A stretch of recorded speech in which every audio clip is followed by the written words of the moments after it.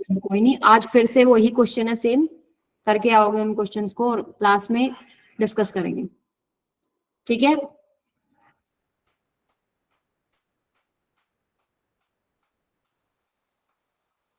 चलिए फिर शुरू करते हैं बेटा आज का lecture, lecture number 4। Centripetal force हमने डिस्कस किया था, हम actually dynamics of circular motion पढ़ रहे थे, तो सेंट्रीपिटल हम पढ़ चुके हैं। तो सेंट्रीपिटल फोर्स क्या होता है, चलिए बताइए, what is centripetal force? Is it a different type of force, या फिर कोई भी फोर्स जो एक सेंटर की तरफ नेट लगता है उसको आप सेंट्रीपिटल फोर्स कहते हैं? ऑप्शन ए ऑप्शन बी, बताइए कौन सा करेक्ट है। हम जो फोर्स सेंटर की तरफ लगता है उसको Yes. कहते हैं। कोई डिफरेंट टाइप ऑफ फोर्स नहीं होता सेंट्रीपिटल फोर्स। जब एक सर्कुलर मोशन है तो उसके अंदर सेंटर की तरफ जो नेट फोर्स बनता है उसका दूसरा नाम क्या होता है? सेंट्रीपिटल फोर्स होता है, ठीक है। तो सर्कुलर मोशन में हमेशा आपके पास सेंट्रीपिटल एक्सेलरेशन होती है। क्यों होती है हमेशा एक्सेलरेशन सेंट्रीपिटल? मान लो ये आपके पास सेंट्रीपिटल, इधर यहीं पर रिवाइज करा रही हूँ, ये आपके पास एक सर्कल में मान लीजिए एक ऑब्जेक्ट मूव कर रहा है, तो आपको पता है वो हर पॉइंट पर अपना डायरेक्शन बदल रहा है, इस तरह हर पॉइंट पर डायरेक्शन बदल, डायरेक्शन बदलने की वजह से जो एक्सेलरेशन आता है उसको आप क्या बोलते हो? Centripetal acceleration. इसका डायरेक्शन किधर होता है? Toward centre along. अभी एक्सेलरेशन है तो कोई फोर्स की वजह से आया होगा ना। फोर्स क्या होता है? Mass into acceleration. उसी फोर्स को आप क्या बोलते हैं? सेंट्रीपिटल फोर्स, जो कि टुवर्ड सेंटर अलोंग रेडियस ही होता है, क्योंकि force is equal to mass into में एक्सेलरेशन होता है। जो एक्सेलरेशन का डायरेक्शन है वही फोर्स का डायरेक्शन है। एक्सेलरेशन का फॉर्मूला क्या था? वी स्क्वायर बाय में आर। तो आपके पास सेंट्रीपिटल फोर्स का फॉर्मूला क्या होगा? एम वी स्क्वायर बाय में आर, या फिर एम आर ओमेगा स्क्वायर। दूसरा इंपॉर्टेंट बात यही कि net force towards the centre is called centripetal force when object is moving in circle. फिर हम लोगों ने दो चीज और पढ़ी थी। एक तो पढ़ा था कॉनिकल पेंडुलम। मान लीजिए एक यहां से आपने थ्रेड के थ्रू एक बॉब लिया, मान लो ये जो लेंथ थी एल थी, आपने क्या किया? इसको रोटेट कर दिया, ऐसे घुमा लिया, ठीक है। सो जो ये जिस एंगल पे आप इसको ऐसे ऐसे घुमाते हो तो ये जो फिगर है कुछ ऐसे बनता है। मान लीजिए ये हो गया आपके पास, थोड़ा अच्छे से बनाते हैं, कॉनिकल पेंडुलम। सिंपल पेंडुलम से क्यों अलग है? ये ऐसे बनेगा। मान लो ये आपके पास है और आपने इसको घुमा दिया इस तरीके से, ऐसे at some angle theta with vertical. So ये ऐसे हॉरिजॉन्टल एक सर्कल बन रहा है। तो वहां से उसका हम लोगों ने टाइम पीरियड निकाला था। टाइम पीरियड क्या था? 2 पाई। मान लीजिए इसका जो ओरिजिनल लेंथ है वो कितना है? एल। तो वर्टिकल आपको लेना होता है, वर्टिकल हाइट कितना है? वो आपके पास एल कोस थीटा। तो 2 pi L cos theta y में जी। और ये कैसे निकाला? वो डेरिवेशन आपकी नोटबुक्स में, नोट्स में होना चाहिए। फिर हम लोगों ने क्या था? एक डेथ वेल का कॉन्सेप्ट, जिसमें एक जैसे सर्कस में होते हैं बाइक वगैरह या कार वगैरह ऐसे सिलेंड्रिकल केज में ऐसे घूम रहे होते हैं, तो वहां पर हम लोगों ने जो है सारी चीज स्टडी करी। फ्रिक्शनल फोर्स होता है, नीचे वेट लग रहा होता है, सरफेस से नॉर्मल रिएक्शन लगता है। सो कुछ कंडीशंस वहां थी कि कितना स्पीड से वो घूमना चाहिए, वो सब हम डिस्कस कर चुके हैं। सेम चीज conical pendulum and death well आज भी डिस्कस करेंगे सेंट्रीफ्यूगल फोर्स में। सो सेंट्रीपिटल हम पढ़ चुके हैं, अब बात करते हैं हम सेंट्रीपिटल सेंट्रीफ्यूगल। सेंट्रीपिटल पढ़ चुके हैं, सेंट्रीफ्यूगल अब हम डिस्कस करेंगे। सो सेंट्रीफ्यूगल फोर्स कोई मतलब डिफरेंट टाइप ऑफ फोर्स नहीं है, और एक्चुअली भी है भी नहीं। आप बोल सकते हो कि अनरियल फोर्स है। अनरियल, अनरियल मतलब सपोज मान लीजिए आप गाड़ी में जा रहे हो, ठीक है, और एक ऐसे कर्व आता है, रोड आता है, ऐसे घूमता है इस तरीके से, आप गाड़ी में जा रहे हो। तो मुझे एक बात बताओ, गाड़ी में जाते हुए अगर मान लीजिए थोड़ा स्पीड से गाड़ी चल रही है, तो क्या आप बाहर की तरफ ऐसे फोर्स नहीं महसूस करते? मतलब ऐसे टर्न हो रहा है तो हम इधर गिरते हैं, अगर ऐसे टर्न होता तो हम इधर गिरते हैं। तो ये जो फोर्स लग रहा है that is called centrifugal force. अभी जो सेंट्रीपिटल फोर्स से सारे क्वेश्चन हो जाते हैं। सेंट्रीपिटल फोर्स, सेंट्रीफ्यूगल का अलग से रिक्वायरमेंट नहीं है, सेंट्रीपिटल से भी आप निकाल सकते हो, बट सेंट्रीफ्यूगल फोर्स चीजों को आसान करता है। बहुत बार कॉम्प्लेक्स प्रॉब्लम्स होती हैं, वहां हम सेंट्रीफ्यूगल फोर्स लेके सॉल्व करते हैं instead of centripetal force. Answer दोनों में सेम आते हैं, ठीक है। सो यहाँ पर मैं क्या बता रही थी, ये जो फोर्स है यहाँ पर हम लोग क्या लेते हैं? Pseudo force. Pseudo force, pseudo force का कॉन्सेप्ट याद है भैया आप लोगों को? हमारे दो फ्रेम ऑफ रेफरेंस होते हैं, एक होता है आपके पास इनर्शियल फ्रेम ऑफ रेफरेंस, एक होता है बेटा इनर्शियल फ्रेम ऑफ रेफरेंस, एक होता है आपके पास non inertial frame of reference. दोनों में क्या फर्क होता है बताओ? इनर्शियल फ्रेम ग्राउंड से होता है। क्या होता है? इनर्शियल फ्रेम ग्राउंड से होता है मैम। अच्छा, सो बेसिकली ग्राउंड से मतलब है कि जो आपका ऑब्जर्वर होता है ना, वो या तो रेस्ट पे है या कांस्टेंट वेलोसिटी के साथ मूव कर रहा है। यहाँ पर एक्सेलरेशन 0 होता है फ्रेम ऑफ रेफरेंस, मतलब जो ऑब्जेक्ट जो आपका ऑब्जर्वर है उसका जो एक्सेलरेशन है वो 0 है, ठीक है। Non inertial frame of reference में क्या होता है, एक्सेलरेशन जो है ऑब्जर्वर के फ्रेम का वो 0 नहीं। फॉर एग्जाम्पल सपोज आप यहाँ पर खड़े होकर, ये मैंने एग्जाम्पल भी कराया था आपको, मान लीजिए ये आपके पास एक लिफ्ट है और ये ऊपर जा रही है सम एक्सेलरेशन से, इसके अंदर आपने कोई ऑब्जेक्ट या मास जो है ऐसे लटकाया, तो इसमें टेंशन टी होता है, नीचे की तरफ mg होता है। सो आप क्या बोलते हो कि t माइनस में mg is equal to ma। When you are observing it from inertial frame of reference your acceleration is equal to 0, तब आपको ये दिखती है इक्वेशन t माइनस में mg is equal to ma। और अगर मैं ऑब्जर्वर को इसी के अंदर बिठा दूं, मान लीजिए लिफ्ट के अंदर बैठ जाता है ऑब्जर्वर, यहां आ गया आपका ऑब्जर्वर और आप इसी चीज को देख रहे हो, now you are also moving with some acceleration a, ये लिफ्ट a एक्सेलरेशन से चल रही है, तो t और नीचे लग रहा है mg। तो अगर यहां से आप चेक करते हो t is equal to mg आता है, क्योंकि आप खुद भी a एक्सेलरेशन से, ये भी a एक्सेलरेशन से चलता है, तो आपको जो दिखता है फोर्स एक t दिखेगा एक mg दिखेगा और कोई नहीं दिखेगा। आप लिफ्ट में खड़े होकर जो देख रहे हो, आप a नहीं, लिफ्ट को मूव होते हुए नहीं देख रहे ना, नीचे से देख रहे हो तो लिफ्ट मूव हो रही है। सो लेकिन टेंशन इन द स्ट्रिंग जो होती है वो फिक्स होती है। टेंशन इन द स्ट्रिंग जो है वो मटेरियल पे, रोप पे, स्प्रिंग पे डिपेंड करती है, एक कांस्टेंट फोर्स है, वो ऐसे चेंज नहीं हो सकती।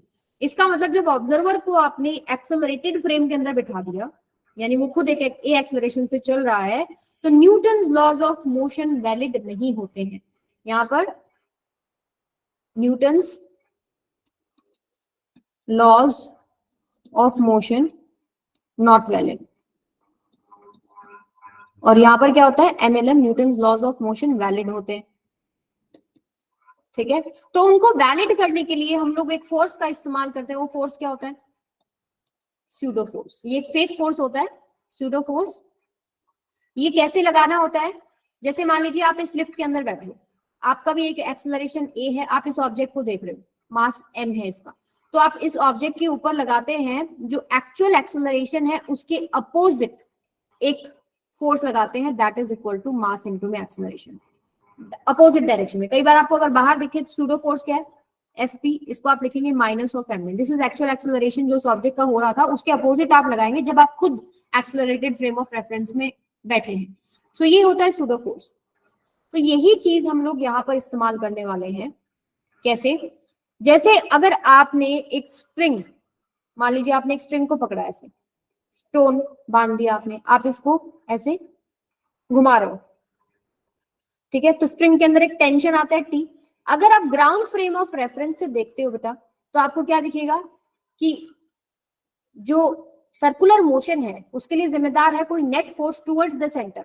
तो आप क्या बोलते हो कि जो टेंशन है that is equal to mv square by r ना, और m r ओमेगा स्क्वायर। भाई जो नेट फोर्स टुवर्ड्स सेंटर है वो तो टेंशन नहीं है, और सेंट्रीपिटल फोर्स क्या होता है, mv स्क्वायर बाय में r, तो ये tension mv square by r ही हो गया। लेकिन अगर आप इसी स्ट्रिंग को ऑब्जर्व करते हैं, मान लीजिए आप यहां पर बैठ गए हैं और ये घूम रही है सर्कल में, तो सर्कल में आपको पता है मैग्नीट्यूड चेंज हो ना हो, डायरेक्शन चेंज होती है, एक्सेलरेशन होता है। एक्सेलरेशन होता है, कौन सा होता है, सेंट्रीपिटल एक्सेलरेशन होता है कि नहीं होता है, और एफसी होगा सेंट्रीपिटल। Yes, ma'am. तो यहां जब आप बैठे हो तब आप एक एक्सेलरेटेड फ्रेम ऑफ रेफरेंस में बैठे हो, तो ये non inertial frame of reference हो गया, ये वाला था इनर्शियल, ये आ गया आपके पास नॉन इनर्शियल। तो यहाँ पर अब हम लोग क्या करेंगे, न्यूटन्स लॉज ऑफ वैलिड करने के लिए हम लोग एक सूडो फोर्स लगाते हैं। सूडो फोर्स किधर आएगा, मान लीजिए ये आपके पास टेंशन टी इधर लगेगा, ऑब्वियस सी बात है, घूमेगा तो स्ट्रेच रहेगा ना पूरा स्ट्रिंग। सूडो फोर्स कैसे लगाएंगे, ये मास m है, इसका जो ओरिजिनल एक्सेलरेशन है due to change in direction वो किधर है, टुवर्ड सेंटर है ना, इधर है कि नहीं है। यानी इसके ऊपर आप इधर की तरफ इस ओरिजिनल एक्सेलरेशन के अपोजिट डायरेक्शन में लगाएंगे, that is equal to mass, जो इसका मास आप इसको ऑब्जर्व कर रहे हो, ठीक है, अब इसके साथ बैठे हो, ये दोनों आप और ये मास दोनों सेम एक्सेलरेशन से चल रहे हैं, you are in non inertial frame of reference. Now अब जब आप इसको ऑब्जर्व करेंगे तो यहाँ पर आप क्या करेंगे, इस मास के ऊपर इस तरफ एक फोर्स लगाएंगे m इंटू में AC, या आप ऐसे भी बोल सकते हो जो सूडो फोर्स लग रहा है that is equal to minus में m इंटू में AC। यहाँ पर हमारे पास AC है, जो भी एक्सेलरेशन हो वो आपको पुट करनी होती है। सो अभी देखो जब आप इसको ऑब्जर्व करेंगे, क्या ये स्प्रिंग, ये मास अंदर जा रहा है या बाहर जा रहा है, बताओ जरा। क्या स्प्रिंग अंदर, मतलब ये स्ट्रिंग ढीला हो रहा है या फिर स्ट्रिंग टूट के बाहर जा रहा है? ये ऐसे कैसे ही घूमेगा ना, आप देख रहे हो, आप इधर से भी देख रहे हो, मान लो इसके ऊपर आप बैठे हो तो आपको लग रहा है कि बाहर की तरफ आपके पास आपके ऊपर फोर्स लग रहा है, that is equal to centrifugal force, जो कि ये है pseudo force, fake force. So यहां से आपको दिख रहा है इक्विलिब्रियम में है, आप गिरे नहीं, ठीक है, या जो ये मास है ये टूट के नहीं निकला बाहर की तरफ या अंदर की तरफ नहीं गया, तो this system is in equilibrium, यानी कि जो टेंशन है वो बराबर किसके होना चाहिए, m इंटू में AC के। m AC की वैल्यू क्या होती है, centripetal acceleration v square by में r और m r omega square. For answer तो आपके सेम आए ना, देखो यहाँ भी सेम है और यहाँ भी सेम है, ये भी सेम है, ये भी सेम है, इसका मतलब आंसर सेम है। लेकिन आप उसको देख कहां से रहे हैं, आप इनर्शियल फ्रेम ऑफ रेफरेंस से देख रहे हैं, non inertial frame of reference से देख रहे हैं, दैट मैटर्स। आई बात समझ में, कैसे सॉल्व करना है इस चीज को। तो जो नेगेटिव साइन दिखाते हैं, अगर आप दिखा रहे हैं जैसे नेगेटिव साइन का मतलब है कि ओरिजिनल एक्सेलरेशन के अपोजिट लगाया गया एक फोर्स, ताकि न्यूटन्स लॉज आपके वैलिड हो जाए। यहाँ पर क्लियर है सबको? हाँ जी, क्लियर है या नहीं बताओ जरा। हाँ जी बोले बेटा। मैम अगर इनर्शियल पे होंगे तो वो सेंट्रीपिटल है और नॉन इनर्शियल पे सेंट्रीफ्यूगल होता है।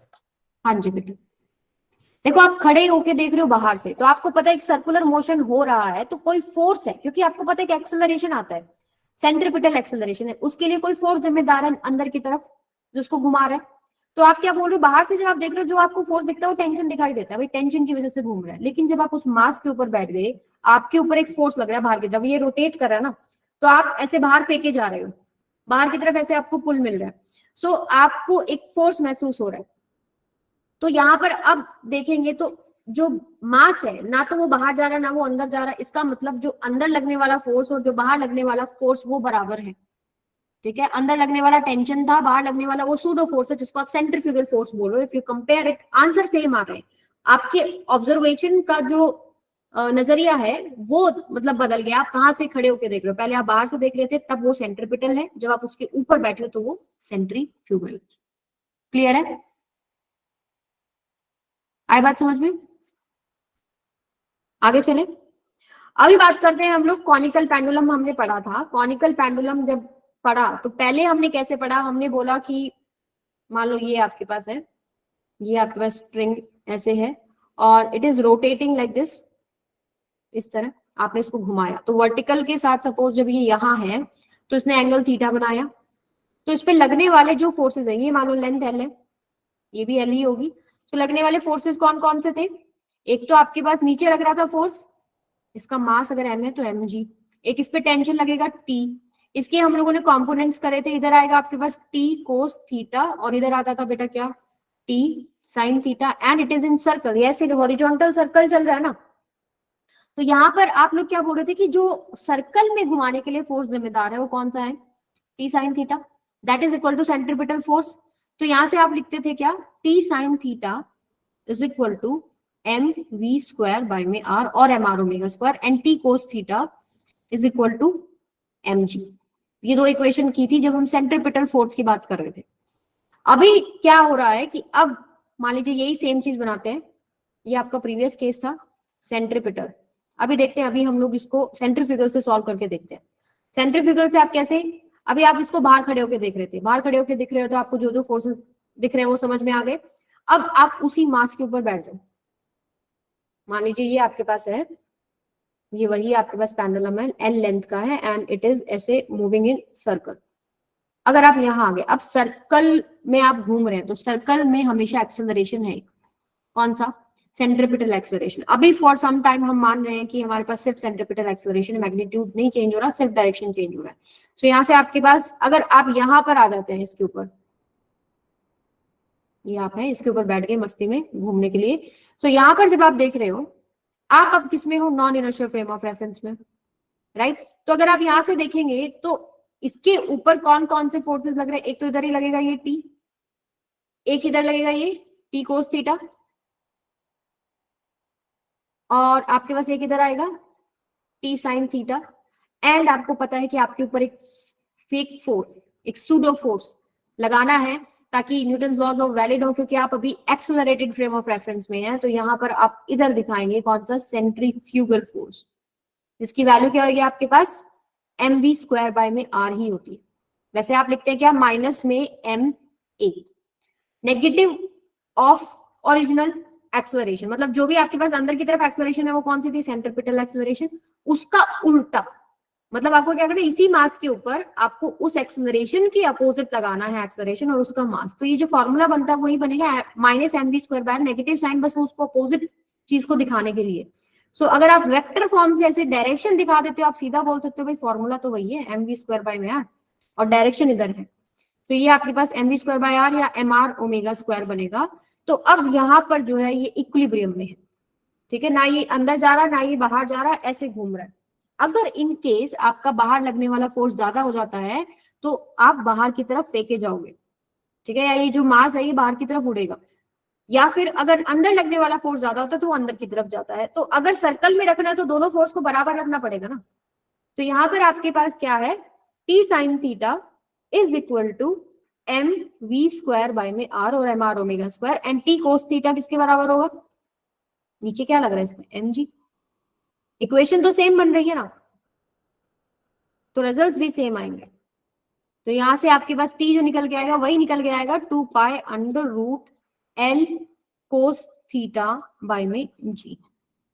ये आपके पास लेंथ जो है ये एल है, ये आपके पास सेंट्रीफ्यूगल वाला केस है, ठीक है, ये non inertial frame of reference है। आई बात समझ में, कुछ हजम हो रहा है नहीं, ये इनर्शियल फ्रेम ऑफ रेफरेंस है, inertial frame of reference, clear है, सेम चीज है। अभी देखते हैं डेथ वेल वाला भी हम लोग समझ लेते हैं। जैसे डेथ वेल भी आप देखेंगे यहाँ पे क्या,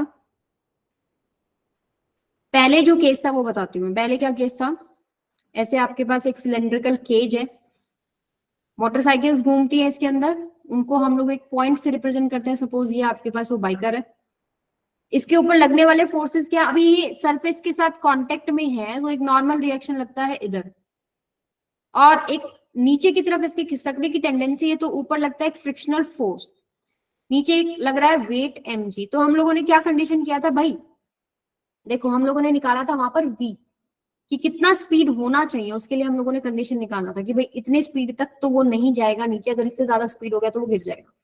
तो यहाँ पर हमने क्या बोला कि नेट फोर्स टुवर्ड सेंटर क्या है, n है, that is equal to M we square by में r और एम आर ओमेगा स्क्वायर, जो भी क्वेश्चन में ओमेगा में कोई चीज पूछी है वी में पूछी है आप उसके हिसाब से कर सकते हो। दूसरा चीज ये था कि अब जितना ज्यादा फ्रिक्शन फोर्स होगा उतनी ज्यादा आप उसका स्पीड कर सकते हो। यहां से देखो कोई भी चीज नीचे कब नहीं खिसकेगी, जब वो आपके पास फ्रिक्शन फोर्स के बराबर या उससे छोटी होगी। तो यहाँ पर आपके पास मैक्सिमम फ्रिक्शनल फोर्स उसको कितना मिल सकता है, लिमिटिंग वाला, तो एफ लिमिटिंग हम लेते हैं, ये आपके पास क्या होना चाहिए, ग्रेटर देन और equal to M G, and F limiting का वैल्यू क्या होता है, mu N greater than equal to M G, ठीक है। यहां से आप नॉर्मल रिएक्शन की ये वैल्यू पुट करते हो, आपके पास एक वी का कंडीशन आ जाता है कि भाई इतना स्पीड तक चलाओ नहीं तो आप नीचे गिर जाओगे उसके अंदर। सिमिलरली यहां पर क्या होता है, जब आप इसको non inertial frame of reference में देख रहे हो, सपोज आप बाइक पे ही बैठ गए, ठीक है, अब बाइक का जो है आपकी सर्कल में घूम रही है तो ऑब्वियस सी बात है एक्सेलरेशन हो रहा है, you are in accelerated frame of reference, acceleration is not zero. तो यहां से जब आप ऑब्जर्व करेंगे तो आपके पास क्या क्या पॉइंट्स यहाँ है, और आप इसके ऊपर ही बैठ गए ऐसे, तो एक तो फ्रिक्शन फोर्स लगेगा पीछे, नीचे लगेगा इसका एम जी, ठीक है, और यहाँ पर एक नॉर्मल रिएक्शन भी लगेगा। अब जो आप पे फोर्स लग रहा है when you are in accelerated frame of reference, आपको किधर फोर्स महसूस हो रहा है, आउटवर्ड डायरेक्शन में हो रहा है ना, तो this is your F centrifugal या फिर एफ FP भी बोल सकते हैं, FP सूडो फोर्स। अब इसकी वैल्यू क्या होती है, जो ये मास है m इंटू में जो ओरिजिनल एक्सेलरेशन था वो अंदर था, सेंट्रीपिटल एक्सेलरेशन m इंटू में AC, ये बाहर की तरफ, तो वो आंसर सेम है, mv स्क्वायर बाय में r आएगा। अब ये आपके पास क्या है, इक्विलिब्रियम में है, ठीक है, तभी आपके पास वो उस एज के ऊपर घूमेगा, ऊपर वाला फोर्स नीचे वाले को बैलेंस करेगा, एन वाला एफ सेंटर को। कंडीशन वही है कि आपके पास जो फ्रिक्शनल फोर्स है उससे छोटा होना चाहिए नीचे लगने वाला फोर्स, ताकि वो नीचे नहीं स्लाइड करे। और ये हम जो लेते हैं फ्रिक्शनल फोर्स है लिमिटिंग, मैक्सिमम, जितना मैक्सिमम फ्रिक्शनल फोर्स उतना बढ़िया। सो एफ लिमिटिंग की वैल्यू कितनी आती है, म्यू इंटू में N. So M G should be less than equal to F limiting. F limiting क्या होता है, म्यू एन। एन किसके बराबर है, ये एन और ये जो सेंट्रीफ्यूगल फोर्स है ये बराबर है। तो यहाँ से आपके पास एन इक्वल्स टू क्या आता है, एम बी स्क्वायर बाय में आर। सो आप यहाँ पर पुट करते हैं M G is less than equal to mu N की जगह एम वी स्क्वायर बाय में आर।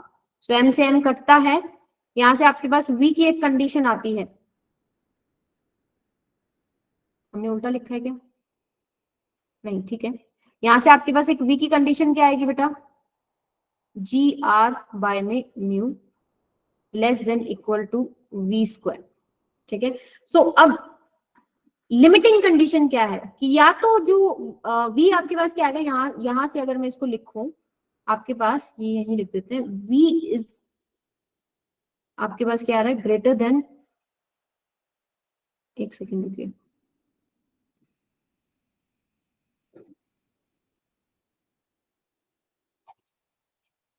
यहां तक सबको क्लियर है ना। लिमिटिंग फ्रिक्शन आपके पास क्या आया, म्यू एन। एन की वैल्यू हम लोगों ने क्या पुट करनी पड़ेगी, ये वाली m we square by r. So यहाँ ये हमने पुट क्यों की है, क्योंकि एक फोर्स आप पे अंदर लग रहा है, एक फोर्स आप पे बाहर लग रहा है, लेकिन आप तो कहीं नहीं जा रहे, ना अंदर जा रहे ना बाहर जा रहे, यानी इक्विलिब्रियम पॉइंट है। तो यहाँ पर आपने N equals to M we square by में आर कर दिया। क्लियर है ये चीज सबको, यस और नो, ये बात सबको समझ में आ गई। Yes ma'am. सो यहाँ से आपके पास जो कंडीशन है वी की वो निकालो, क्या आएगी, ये आएगी आपके पास जी आर बाय में mu less than equal to V square. यानी ये जो फैक्टर है या तो आपके पास वी स्क्वायर से छोटा या वी स्क्वायर के बराबर होना चाहिए। छोटा है तो कोई प्रॉब्लम ही नहीं है, ठीक है, और बड़ा हो गया तो प्रॉब्लम है। उस केस में आपके पास क्या हो जाएगा, वो जो है या तो अंदर या तो बाहर जाने की कंडीशन पे आ गया। तो यहाँ से आपके पास v जो आएगा वो आएगा आपके पास क्या, इक्वल टू, लिमिटिंग कंडीशन क्या है, v equal to G under root G R by में म्यू। इतना स्पीड तक ठीक है, लेकिन इससे अलग हो गया तो फिर दिक्कत हो जाएगी। क्लियर है सबको, यानी आपको जो v है, जो बाइकर का स्पीड है, that should be greater than under root G R by mu, उससे बड़ा होना चाहिए अगर उसको सर्कल में चलाना है। अगर उससे छोटा हो गया, जी आर बाय म्यू से अगर छोटा हो गया तो आपके पास क्या होगा, एक्सीडेंट हो जाएगा, गिर सकते हैं। तो यहाँ से हम लोग जो हम लोगों ने यहाँ जो सॉल्व किया था, आप सॉल्व करके भी देख लेना या प्रीवियस नोट्स विजिट करना, सेम फॉर्मूला आएगा, दैट ये वाला, ये v जो है ये आपके पास कौन सी है, ये v मिनिमम, कि इतना तो आपको रखना पड़ेगा। इससे ज्यादा भी कर सकते हो, उसमें कोई दिक्कत नहीं, पर इतना तो रखना पड़ेगा। क्लियर है ये चीज, बहुत ज्यादा भी नहीं कर सकते, ये भी डिस्कस किया था आपके पास कि बाइकर की लिमिट है, बाइक मशीन है, मशीन का लिमिट है, बहुत ज्यादा भी आप नहीं कर सकते, नहीं तो आपस में ही भिड़ जाएंगे, स्पीड बहुत ज्यादा होगा तो दिक्कत होगा, लेकिन इतना तो रखना ही रखना पड़ेगा, इससे कम रखोगे तो स्लाइड कर जाओगे नीचे। क्लियर है ये चीज सबको, चलिए, तो दोनों में आंसर सेम आ रहा है, सेंट्रीफ्यूगल से भी कर लिया और सेंट्रीपिटल से भी कर लिया। अब चलते हैं नेक्स्ट पार्ट पे, एक क्वेश्चन करके देखते हैं। What can be the safe value of omega, angular velocity of disk, so that coin of mass m placed on disk doesn't slips away? मान लीजिए ये आपके पास डिस्क है, ठीक है, और ये घूम रही है ऐसे, मान लो ये आपका एक्सिस है और इसके अबाउट क्या कर रही है, ये ऐसे घूम रही है ओमेगा, और यहाँ एक कॉइन रख दिया है, ठीक है, ऐसे हॉरिजॉन्टल डिस्क है, डिस्क आपके पास ऐसे घूम रही है एंगुलर वेलोसिटी ओमेगा से। तो उन्होंने पूछा कितनी ओमेगा रखें कि जो कॉइन ऑफ मास एम है वो स्लिप नहीं करे। तो उस केस में आप क्या करेंगे, मान लीजिए जो कॉइन का मास है वो m है, वो दे ही रखा है इन्होंने, मास m है, ठीक है, इसको सेंट्रीफ्यूगल से सॉल्व करके देखते हैं। आप यहीं पर आ जाओ, इसी के ऊपर आ जाओ, कॉइन के ऊपर ही बैठ जाओ, और आप महसूस करो कि कौन कौन से फोर्सेस लग रहे हैं इसके ऊपर, और ये घूम रहा है, तो ऐसे लगेगा ना कि आप बाहर की तरफ फेंके जा रहे हो, यानी इसके ऊपर एक सूडो फोर्स लग रहा है इधर एफ पी, या बोल सकते हो आप एफ सेंट्रीफ्यूगल, जिसका वैल्यू क्या होगा आपके पास mv² बाय आर ही आएगा, क्योंकि ये सर्कल में घूम रहा है। तो सर्कल में घूमते हुए कौन सा एक्सेलरेशन है, सेंट्रीपिटल एक्सेलरेशन आएगा ही आएगा। तो सेंट्रीपिटल एक्सेलरेशन के अपोजिट आपको एक फोर्स लगाना पड़ेगा जो इसका मास है m इंटू में सेंट्रीपिटल एक्सेलरेशन। तो इस डायरेक्शन में सेंट्रीपिटल फोर्स इधर था, सेंट्रीपिटल एक्सेलरेशन इस डायरेक्शन में, सेंट्रीपिटल फोर्स इस डायरेक्शन में। तो आपको जो फोर्स लगाना है वो किधर लगाना है, आप बैठे हो इस फ्रेम ऑफ रेफरेंस में, ये एक्सेलरेटेड फ्रेम ऑफ रेफरेंस है, ठीक है। तो यहाँ पर आपको क्या करना पड़ेगा, जो उसका ओरिजिनल एक्सेलरेशन है उसके अपोजिट आपको एक फोर्स लगाना पड़ेगा, that is called centrifugal force, ठीक है। अब यहां से देखो और कौन सी फोर्स है, जब ये बाहर की तरफ फोर्स लग रहा है तो इसका टेंडेंसी बाहर जाने का है ना, इसको रोकने वाला फोर्स कौन सा है बेटा, एक सरफेस के ऊपर कोई भी चीज रखी उसको रोकेगा क्या, फ्रिक्शन। फ्रिक्शन फोर्स किधर है, अगर ये बाहर जा सकता है तो फ्रिक्शन फोर्स इधर ही तो आएगा ना।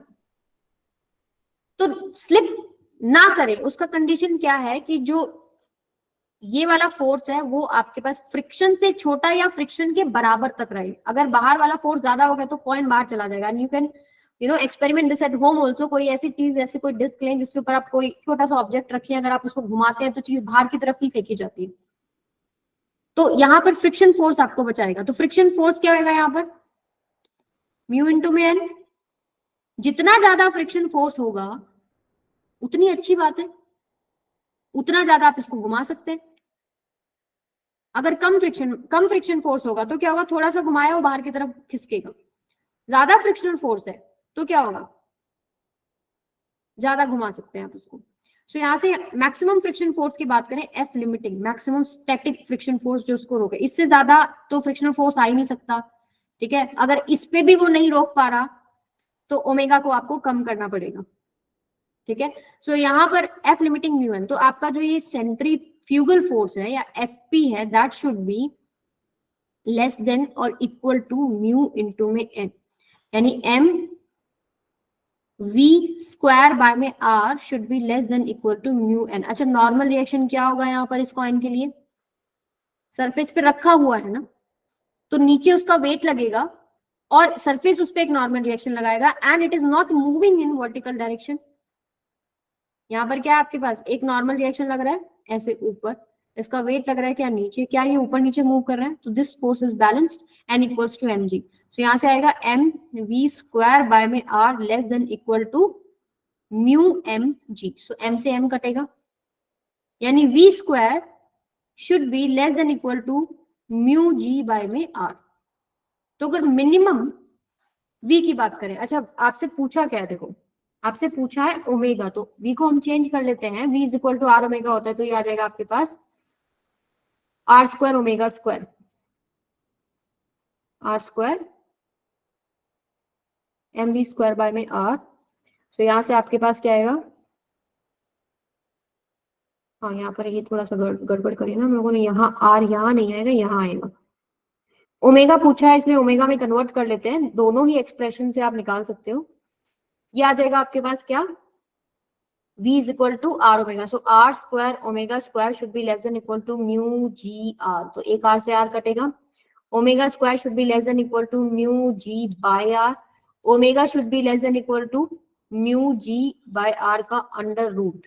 सो मिनिमम आपको कितना रखना पड़ेगा, what is the safe value, छोटा तो आप कितना भी कर सकते हो, इन्होंने क्या बोले, omega is less than equal to under root mu G R, इससे छोटा या इसके बराबर होना चाहिए। तो सवाल मिनिमम का नहीं है, सवाल ये है कि आप कितना मैक्सिमम ओमेगा कर सकते हैं। यहाँ पर omega equals to under root mu G by में आर, तो ये सेफ वैल्यू है, इतना आपको रखना पड़ेगा। इससे ज्यादा अगर आपने कर दिया तो क्या होगा, वो बाहर की तरफ फेंका जाएगा। तो ये क्वेश्चन को दोबारा चेक करो एक बार, कोई दिक्कत है तो पूछो मुझसे। इसमें आपको कुछ भी चीज याद करने की जरूरत नहीं है, जस्ट आपको क्या स्टडी करना है, फोर्सेस क्या क्या लग रहे हैं आपके पास, किधर लग रहे हैं, किधर जाने से बचाना है, कौन सा फोर्स ज्यादा होना चाहिए, कौन सा कम होना चाहिए, बस इसके ऊपर आपको एनालिसिस करना है। सो दोबारा से रिपीट करते हैं, एक डिस्क है, डिस्क ओमेगा से घूम रहा है, तो एक कॉइन रख दिया, अब उसको ओमेगा को आप ऐसे ही नहीं कुछ भी घुमा देंगे और कॉइन पे फर्क ही नहीं पड़ेगा। You can also feel it by common sense की कोई चीज रखी है, आप भी बैठे होगा डिस्क पे, कोई झूला ऐसे है मान लो जो घूमने वाला हो, तो आपके ऊपर फोर्स लगता है बाहर की तरफ, उसको बोलते हैं सेंट्रीफ्यूगल फोर्स या स्यूडो फोर्स। अगर आप उसके ऊपर बैठ के देख रहे हैं, एक्सेलरेटेड फ्रेम ऑफ रेफरेंस में देख रहे हैं, तो आपको समझ में आता है क्या, जो आपके ऊपर कोई अंदर की तरफ फोर्स है, जो बाहर की तरफ फोर्स है, बराबर है अगर आप गिर नहीं रहे हैं, स्लिप नहीं कर रहे बाहर की तरफ। तो यहाँ से आपके पास क्या आया, ये डिस्क पे रखा था, इसको रोकने वाला फोर्स कौन सा था, फ्रिक्शन फोर्स, जो कि अंदर की तरफ है, और सेंट्रीफ्यूगल बाहर की तरफ, तो इक्विलिब्रियम में दोनों बराबर होने चाहिए। ठीक है, बराबर हो, ठीक है। छोटा अगर आपके पास फोर्स है, फ्रिक्शनल फोर्स है, तो भी ठीक है, तो भी आपके पास कॉइन नहीं गिरेगा, क्योंकि ये आपके पास सेल्फ एडजस्टिंग होता है ना। फिर आपके पास अगर आपके पास क्या है कि जो बाहर लगने वाला फोर्स वो कम है, तो ये अपना वैल्यू थोड़ा कम कर लेगा, बट इसको ये बर्दाश्त कहां तक करता है, मैक्सिमम वैल्यू एफ लिमिटिंग तक। अब इसको एग्जांपल्स आप समझ सकते, ब्लॉक है, आप धक्का लगा रहे नहीं खिसक रहा, एक और थोड़ा धक्का लगाया नहीं खिसक रहा, थोड़ा और फोर्स लगाया नहीं खिसक रहा, थोड़ा और फोर्स लगाया खिसक गया, तो एक फ्रिक्शनल फोर्स की सेल्फ एडजस्टिंग वैल्यू है, एक मैक्सिमम फोर्स है जहां तक वो बर्दाश्त करेगा, उसके बाद तो खिसक जाएगा। सो यानी वो वाला जो लिमिटिंग फ्रिक्शन है वो हम लोगों ने उठाया to find the maximum omega, जिसके ऊपर वो डिस्क घूमेगा। अब फिर हम लोगों ने फोर्सेस वगैरह बैलेंस कर लिए, कंडीशंस वगैरह लगा ली, हमारे पास ओमेगा आ गया, कितना हम सेफली कर सकते हैं कि कॉइन नहीं स्लिप करे। समझ में आ गई ये बात सबको? अगर समझ में आ गई तो थम्स अप कीजिए।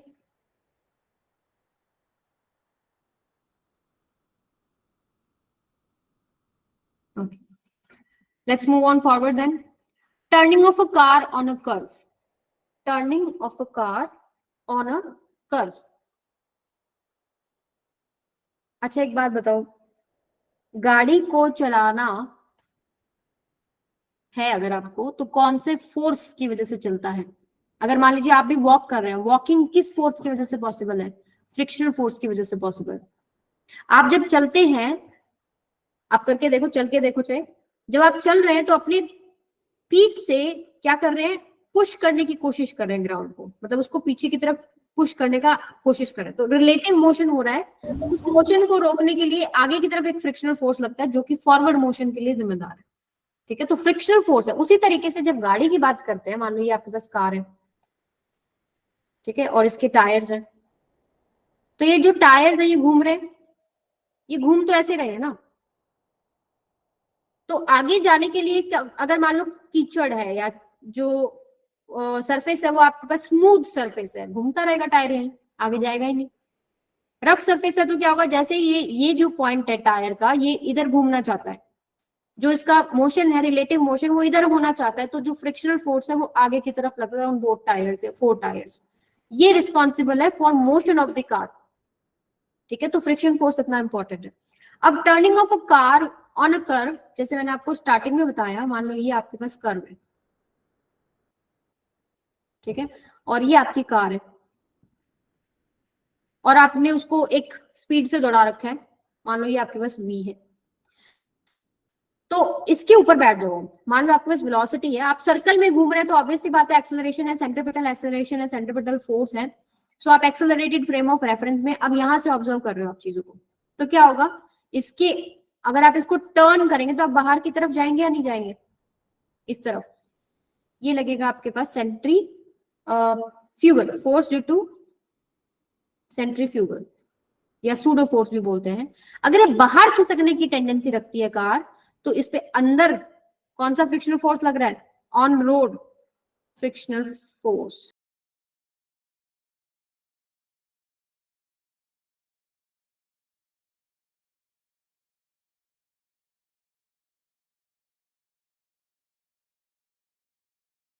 टू फ्रिक्शनल फोर्स, कौन सा frictional force, limiting frictional force.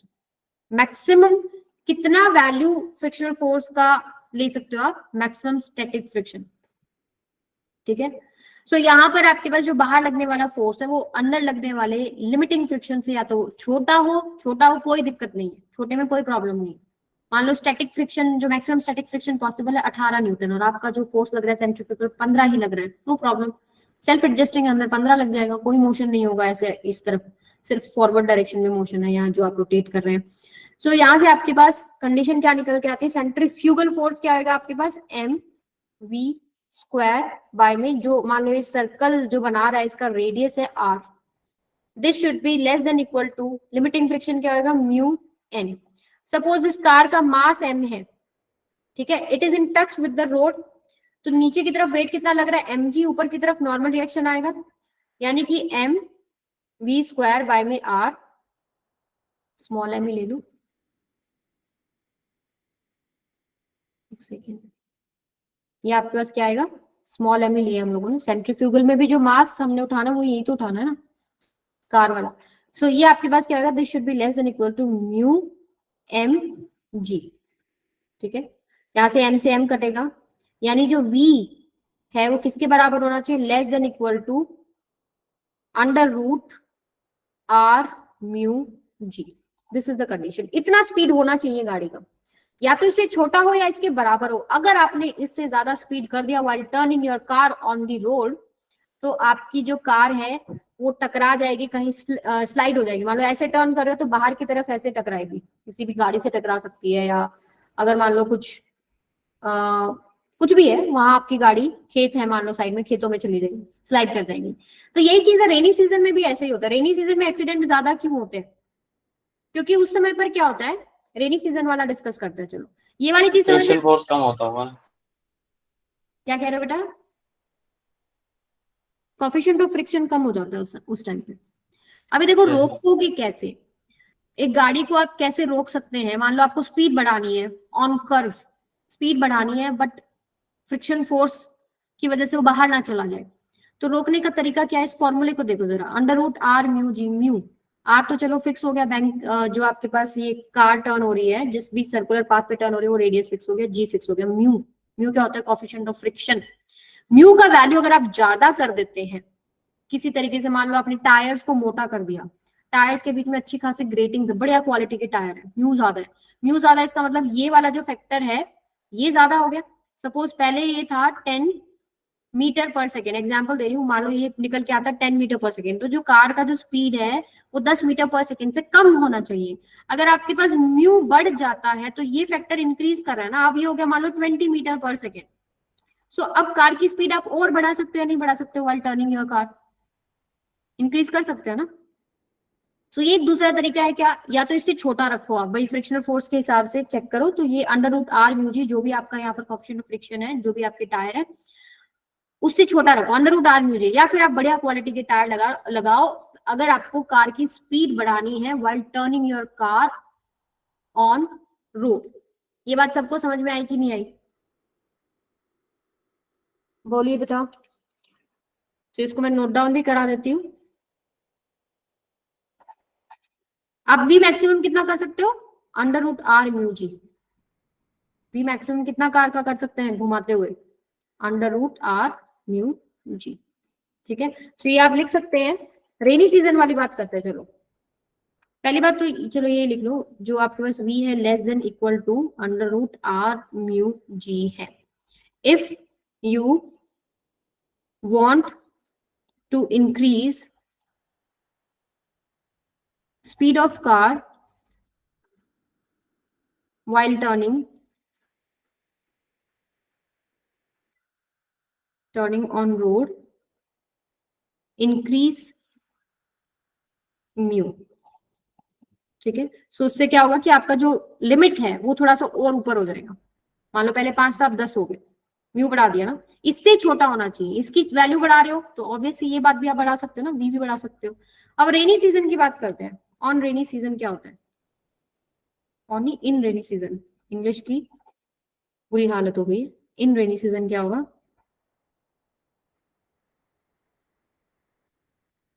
क्या होता है आपके पास जो म्यू है वो घट जाता है, कोएफिशिएंट ऑफ फ्रिक्शन जो है वो घट जाता है, स्लिपरी हो जाते हैं आपके जो सरफेसेस हैं, जो रोड्स हैं वो स्लिपरी होंगे। और आपको पता है कि v should be less than equal to under root are mu g. तो क्या होगा कि नॉर्मल डेज में जो स्पीड से आप आराम से मोड़ पाते हो उसमें क्या हो गया कि अब ये जो फैक्टर है ये घट गया, यानी जो आपका मैक्सिमम स्पीड जिस पे आप मोड़ पा रहे थे, मान लो 5 मीटर पर सेकेंड पे आप आराम से मोड़ पा रहे थे, that was less than under root are mu g. अब क्या हो गया, √r/μg ही आपके पास 4 मीटर पर सेकेंड हो गया, तो 5 पे तो क्या हो जाएगा, स्किड कर जाएगा ना। मान लो आप भी जब भी रेनी सीजन में अगर आप साइकिल चला रहे हो और टर्न कर रहे हो और तेज स्पीड से जा रहे हो तो क्या होगा, गिर जाओगे, लेकिन नॉर्मल डेज में नहीं गिरते। रेनी सीजन में क्यों गिरते, क्योंकि अब आपका जो मैक्सिमम स्पीड आप ले सकते हो वाइल टर्निंग वो भी डिक्रीज हो जाएगा। ठीक है, आई बात समझ में? सो अच्छे टायर यूज करने पड़ेंगे। मैं गिरी थी ऐसे एक बार, मैं ट्यूशन जा रही थी और स्कूटी पे जा रही थी, बारिश हो रखी थी, पूरा जो रोड था वो गीला था और मैंने स्पीड में टर्न लिया था।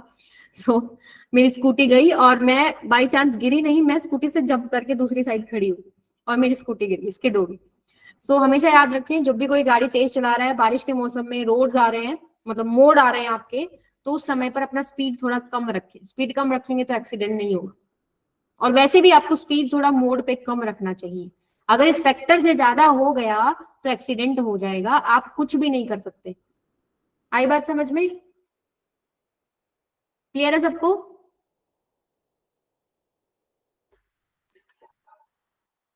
अगर क्लियर है तो जरा बताओ। ओके, सो ये कहानी है हमारे पास इसकी। अच्छा चलो, एक क्वेश्चन और आता है इसी से रिलेटेड, इसमें मैं नोट्स आपको लिख के दे दूंगी बाद में। एक क्वेश्चन आपके पास क्या आता है, दो तरह के रोड्स है, मान लो एक तो हो गया ये और एक हो गया मान लो ऐसे रोड है, किसमें एक्सीडेंट होने के चांस ज्यादा है बेटा, सोचो जरा। ए वाले में। किसमें है? ए ए ए वाले में? ए वाले में नहीं है, बी वाले में। बी वाले में क्यों है, देखो जब यहाँ से आप टर्न करोगे ना, तो यहाँ जो वो रेड, मान लो आपकी कार आ रही है यहाँ से, मान लो उसने ऐसे टर्न किया, तो ये जो सर्कल बनेगा और यहाँ जो सर्कल बन रहा है, देखो ये ऐसे बड़ा सर्कल बन रहा है टर्निंग के दौरान। छोटा सर्कल होने की वजह से क्या दिक्कत है, अभी आपने फॉर्मूला देखा कि v should be less than equal to √r/μg। क्या आपके पास r नहीं डिक्रीज हो गया? r आपके पास क्या हो रहा है, डिक्रीज। तो जो मैक्सिमम स्पीड है जिससे आप मोड़ सकते हो वो भी तो बहुत घट जाएगी ना, बहुत ही छोटा रेडियस का सर्कल बन रहा है, तो v का जो रेंज है वो बहुत कम हो गया। ठीक है, मान लीजिए पहले कितना था, 10 मीटर पर सेकेंड था, अब कितना हो गया, 4 मीटर पर सेकेंड है। 4 मीटर पर सेकेंड से नीचे रखना पड़ेगा, अदरवाइज क्या होगा, आप जाके इधर टकरा दो। क्लियर होगी सबको बात? इसको बोलते हैं 90 डिग्री वाले मोड़, जो कि कुछ जगहों पर बन जाते हैं, बनने नहीं चाहिए। अगर अच्छी रोड्स बन रहे हैं तो उनको टर्निंग के दौरान अच्छा खासा रेडियस मिलना चाहिए। आई बात समझ में?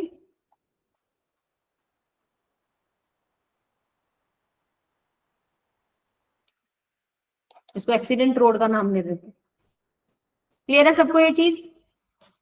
अब वो घूम रहा है तब सर्कल मैटर करता है ना, उसका रेडियस क्या है। अगर आर कम कर दोगे तो वी आपके पास क्या होगा, कम करना पड़ेगा, काफी कम करना पड़ेगा। इन तरह के रोड्स पे तो बहुत ही धीरे आपको चलानी पड़ेगी, नहीं तो आपका जाके दीवार में लग जाएगी। क्लियर है ये चीज सबको? क्लियर है तो बताओ। चलिए एक क्वेश्चन करते हैं। Find angle theta at which M remains at equilibrium.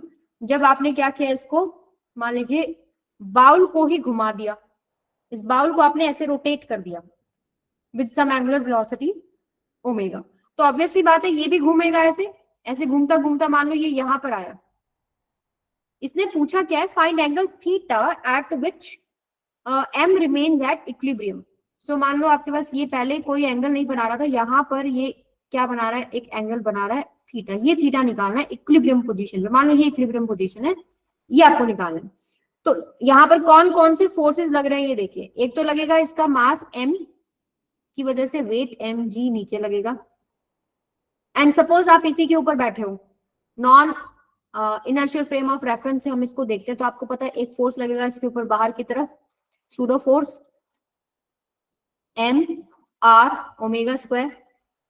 ठीक है, और बताइए ये मान लो पूरा रेडियस है, ये पूरा रेडियस है, सो ये भी रेडियस ही होगा। यहां से अगर आप देखो अभी कांटेक्ट में है, सरफेस के कांटेक्ट में तो एक नॉर्मल रिएक्शन भी आएगा ना, ये मैं हटा रही हूँ, ये भी रेडियस है, समझ जाना बस। सो यहाँ से आपके पास एक नॉर्मल रिएक्शन आ रहा है ऐसे, नॉर्मल रिएक्शन जो है सरफेस से, जब भी आप स्फीयर की बात करो ना, तो जब भी नॉर्मल रिएक्शन मान लो यहाँ से है तो सेंटर से पास होता है ऐसे, यहाँ पर ऑब्जेक्ट है तो सेंटर से पास होगा, यहाँ पर ऑब्जेक्ट है मान लो तो सेंटर से पास होगा। तो यहाँ से नॉर्मल रिएक्शन इसी के अलॉन्ग आएगा, रेडियस के अलॉन्ग। ये सेंटर होगा ना, यहाँ पे सेंटर से आपने रेडियस को ज्वाइन करा है तो ये नॉर्मल रिएक्शन आ गया आपका। तो अगर हम इसको देखें, ये थीटा आपके पास, तो ये भी थीटा होगा, होगा कि नहीं होगा? इसको थोड़ा ऊपर बना देते हैं। ये आपके पास आ गया नॉर्मल रिएक्शन इधर, ये एन हो गया, ये आ गया थीटा। अब इसका कंपोनेंट इधर कितना आएगा, एन कोस थीटा, एंड एक कंपोनेंट इधर आएगा एन साइन थीटा। अभी देखो इक्विलिब्रियम है, इक्विलिब्रियम का मतलब क्या है, ना तो बाहर जा रहा है ये बॉल, ना अंदर आ रहा है, यहाँ पर ऐसे इस रेडियस में घूमेगा। ये रेडियस जो है वो ये पूरा जो स्फीयर का रेडियस है उससे अलग है, जिसमें घूम रहा है। घूमेगा किधर, ये देखिए, अगर मैं इससे दिखाऊं, ये घूमेगा किधर बेटा, ऐसे घूमेगा ना, ऐसे। सो ये जो रेडियस है दैट इज डिफरेंट रेडियस। कितना रेडियस लें, स्मॉल आर ले लेते हैं। ये मान लीजिए आपके पास क्या हो गया, स्मॉल आर, जिसमें ये ऐसे घूम रहा है इस तरीके से। तो इसको बाहर निकाल लेते हैं, फोर्सेस बहुत सारे हो गए। तो यहाँ पर आपके पास क्या आ गया, एक mg आ गया, एक ऊपर नॉर्मल रिएक्शन आ गया n कोस थीटा, एक आ गया इस पे बाहर m r omega square pseudo force, और एक आ गया आपके पास अंदर n sine theta. And you can complete this triangle also. अगर हम इसको सेंटर से ऐसे जोड़े तो दूसरे कलर से इस ट्राइंगल को दिखाते हैं।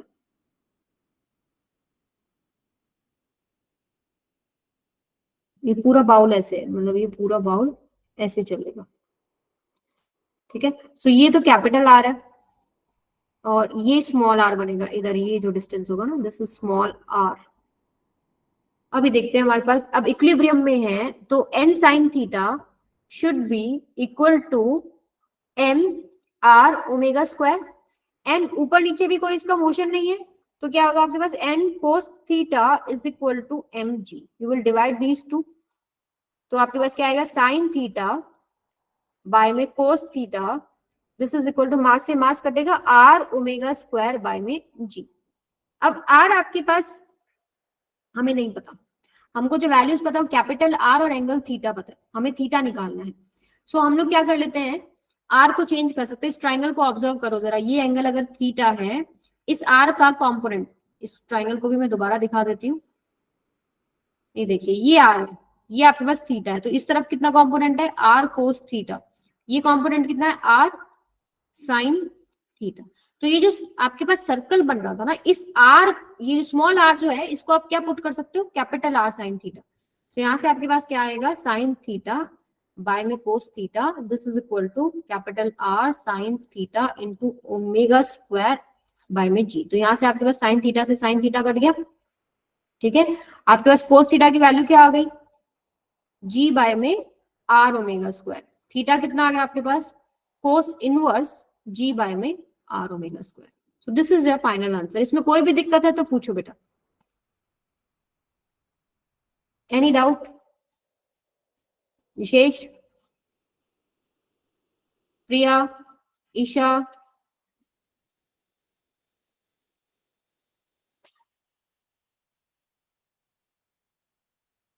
यस मैम, एक बार रिपीट कर दो। रिपीट करें, एंगल, देखो क्या हो रहा है।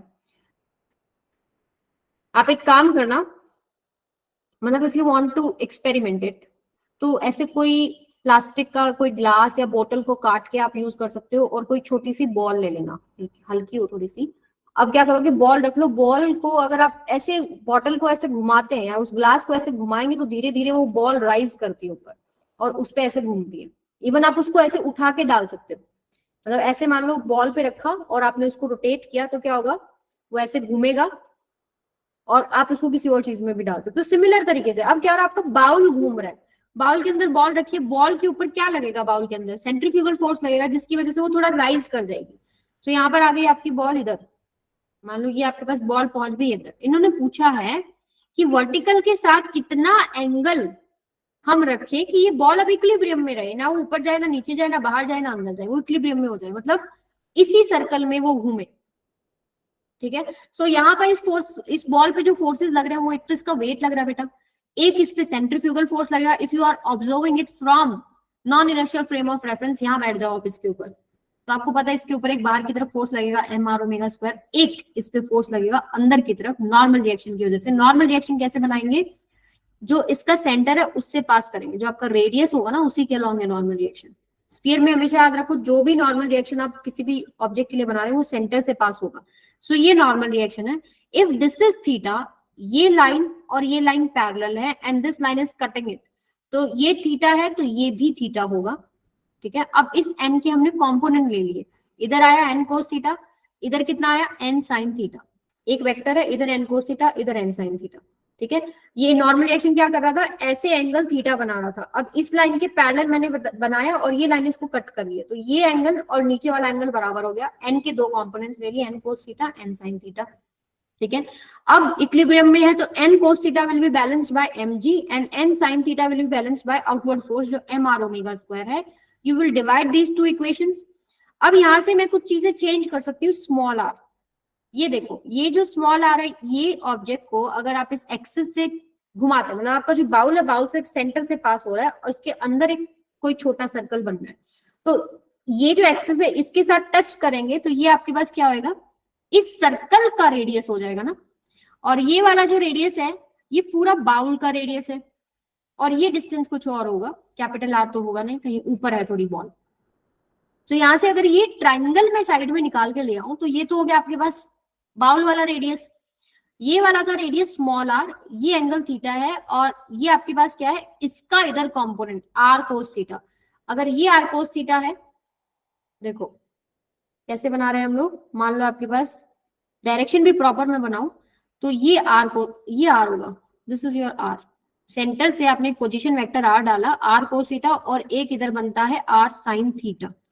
You can translate your vector in this triangle. ये वाला जो येलो में बनाया और ये जो ये वाला जो है नीचे, ये बराबर लेंथ का होगा, तो r sin थीटा यहाँ पर आ गया। या फिर आप ऐसे भी कर सकते हो, मान लो ये थीटा है, ये r है, ठीक है, और ये स्मॉल r है, आप इसके अंदर क्या करो, साइन थीटा निकालो, इसको भूल जाओ, इसमें इसको भी भूल जाओ, चलो साइन थीटा निकालो। साइन थीटा क्या होता है, परपेंडिकुलर बाय में hypotenuse, sine theta is equal to small r by capital R।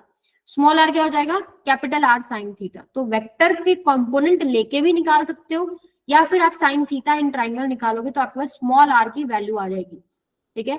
सो यहाँ से आपने पुट कर दिया capital R sine theta ω² by g, यहाँ से साइन थीटा से साइन थीटा कटेगा, कोस थीटा की वैल्यू आ जाएगी g बाय में r⍵², थीटा क्या आएगा, cos inverse g bye r⍵²। अब यहाँ से आपके पास ओमेगा तो हमने सेट किया था, g कांस्टेंट है, रेडियस बाउल का पता ही है, तो थीटा निकल जाता है। स्मॉल r में प्रॉब्लम क्या था, स्मॉल r मेजर करना दिक्कत है मेरे लिए, कैसे मेजर करूंगी, कहीं वो बाउल के अंदर कहीं एक सर्कल बना रहा है, तो इसलिए इस वजह से हमने स्मॉल r को कैपिटल R और थीटा में ही बदल दिया। आई बात समझ में, बोलिए बेटा।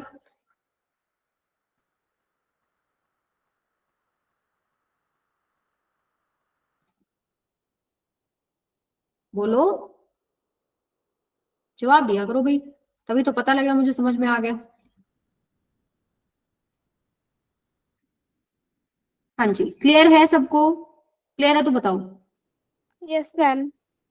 पक्का। थोड़ा डायग्राम दोबारा खुद बना के देखना, उस पे कौन कौन से फोर्सेस लग रहे हैं।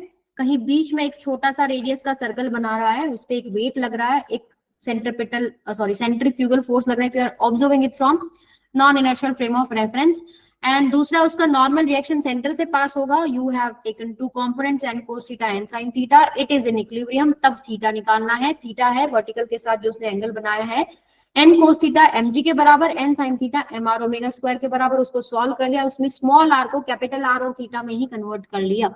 वो एक ट्राइंगल बाहर निकाल के ले आए, एक तो रेडियस है, उस पॉइंट से सीधा एक बॉल समझ लो, बॉल का आपने कोई भी एक पॉइंट ले लिया, उस पॉइंट से आपने सेंटर को ज्वाइन कर दिया, दैट इज कैपिटल R। और ये जो डिस्टेंस, ये जो ऐसे छोटा सा एक सर्कल बनाएगा एक्सिस तक, वो जो है वो स्मॉल r का सर्कल हो गया, वहां से आपने स्मॉल r को चेंज कर दिया r sin थीटा, तो थीटा निकाल सकते हैं। क्लियर है सबको।